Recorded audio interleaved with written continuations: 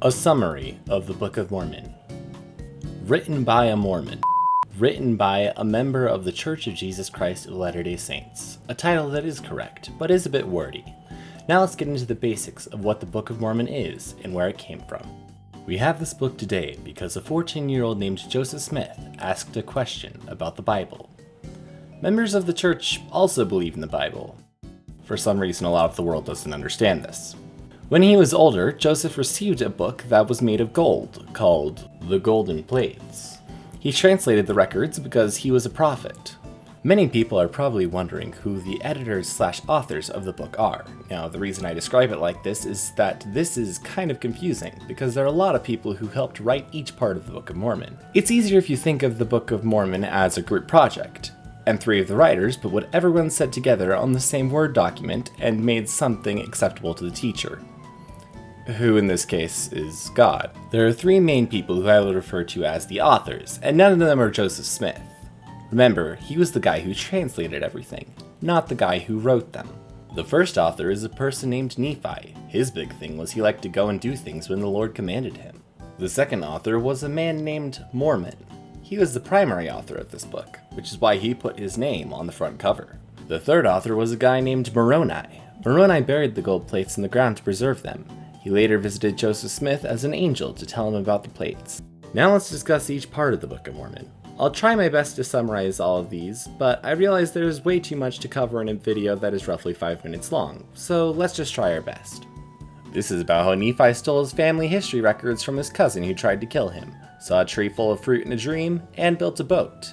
He also writes about how his two older brothers abused and tortured him a lot, which can help teach some valuable life lessons. This part has a lot of good stuff in it about how Nephi's family split into the Nephites and the Lamanites, but the thing that most people remember is how Nephi quotes the teachings of Isaiah and calls them plain and simple.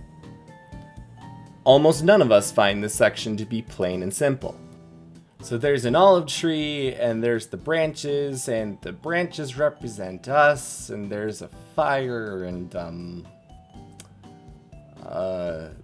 yeah, I'm still trying to figure out this part. Everyone loves this section for two reasons. It shows the power of prayer, and it's short. A great way to think about this chapter is as a report of the past 50 years, but you have a limited word count, a typical problem with a group project. A great way to think about this chapter is that it was split into many smaller parts, but it reports on the past 150 years, meaning it's still very important. A typical problem with group projects. This is the part where Mormon talks about how he wanted a smooth transition in this collaborative book project, but wasn't provided one, so he made one himself. A typical problem with group projects. This part gets talked about a lot because many people like King Benjamin. We also get to hear about a prophet named Abinadi, who tells the king that his monarchy is evil, and then the king says "Nuh-uh" and burns him at the stake. We then conclude with a guy named Alma and how he gets a vision and then goes on a journey with his best friends to tell everyone how awesome Jesus is. There are two Almas. One of them was the father and the other was the son, which is why we call them Alma and Alma the Younger, a naming system that doesn't get confusing at all. Again though, most people just know this section because of King Benjamin. This is the longest section of the Book of Mormon. It talks about the mission that Alma and his best friends went on, as well as the war that Captain Moroni was in. Captain Moroni gets talked about a lot because he was the most awesome guy alive, and also because he ripped off his jacket and wrote on it that the people need to help him fight a war, like the legend he is. This book starts by talking about how some of the people went to join an evil gang of robbers. It then talks about how one of the Nephis, along with his brother Lehi, have one of the coolest prison escapes ever. It ends with a prophet named Samuel the Lamanite, who went to preach to the Nephites. At this point, the Lamanites were the good guys and the Nephites were the bad guys. We know this because the Nephites threw arrows at Samuel as he preached the word of God on a wall, which is the most fun thing to reenact when teaching this to young children. This is the most important part of the book because it talks about Jesus being born, killed, and resurrected. If you're going on a mission, make sure you know this section. No matter what though, you will love this part so much. Because Jesus. Everyone is good because they love Jesus. Then 200 years later, everyone becomes evil because they forget about Jesus. Dang it. Mormon talks about how he was an awesome army leader who wanted to help the Nephites learn about Jesus, but they didn't care and just wanted to fight in a war. He then hands the records to his son Moroni and tells him good luck. Moroni remembered that he met some guys who gave him their part of the book report, They were the ancestors of the people in the Tower of Babel incident.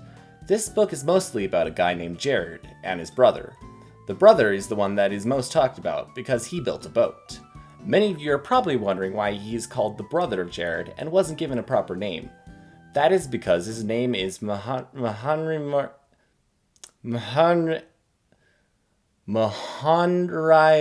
Moriankamer. Alright. A name that nobody, including Moroni, was going to use, so instead they called him the brother of Jared. Moroni was gonna bury the records and finish this group project, but then he remembered he wanted to say a few important things to make this book feel more complete before probably dying. And that is the Book of Mormon.